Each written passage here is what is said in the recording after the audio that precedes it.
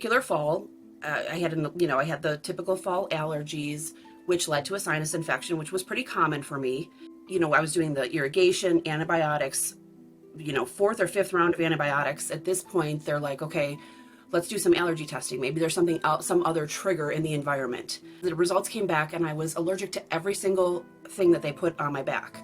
But it simultaneously continued to have this sinus infection that would not, just would not quit.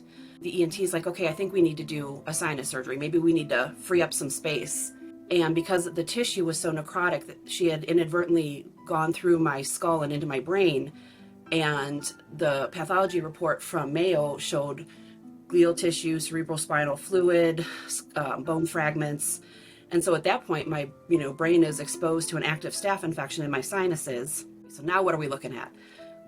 Started getting coughs, kidney infections, diverticulitis. It's like all systems were starting to just kind of like, look at me, look at me.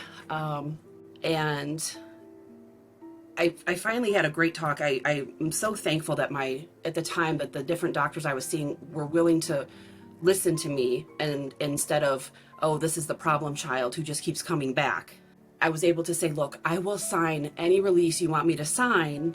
Can we just test for some other things? Like we're not getting it. And in doing so, one of the ones I asked her, I said, can we please test for, mold intolerance or mold disease? Can we test for vasculitis? Because at that point I had searched the bridge of my nose.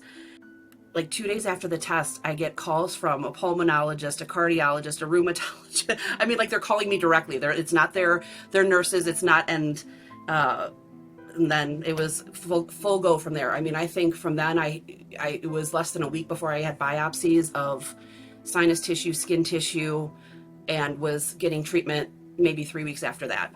And trying to do that while working full time and raise 3 kids became, there was definitely resentment. I mean, there's the gratitude, but there's also that resentment of like, can we just like, do I have, like, really, I have to go to another appointment? Okay, there's an appointment every week. I work in mental health, and initially my specialties were grief and postpartum. And then as I also started to go through this journey, I started learning a lot more about how chronic illness, that population is, or what I also like to term invisible illness. And I think all of them actually worked well together because, similar with postpartum and grief, and then there's this invisible illness piece, there's this, I think, I don't want to know if it's a perception, maybe it's perception or maybe it's people's discomfort, but it's because you look okay, so therefore you are okay. I love the term walking wounded. I think sometimes it's the mind is willing, but the body is not able. It becomes this, okay, the me from how many years ago, pre-diagnosis, I could stay up late, I could do the volunteer stuff, I could be at all the activities, I could do work, read, all the things. And now at least for myself, I've become very aware of, no, there's a cost benefit to every single thing. Yesterday, maybe I had a ton of energy and I could crank and I got a ton done, but that doesn't mean that it's going to look like that today. And it certainly doesn't mean it's going to look like that in 2 weeks. So there's this realization of, okay, it's a finite resource for me, and how am I going to spend it today? It has shifted so much about the way I make choices and live my priorities through the day. A big thing that I do clinically is I make sure that people feel like they're living their values and making strength-based decisions.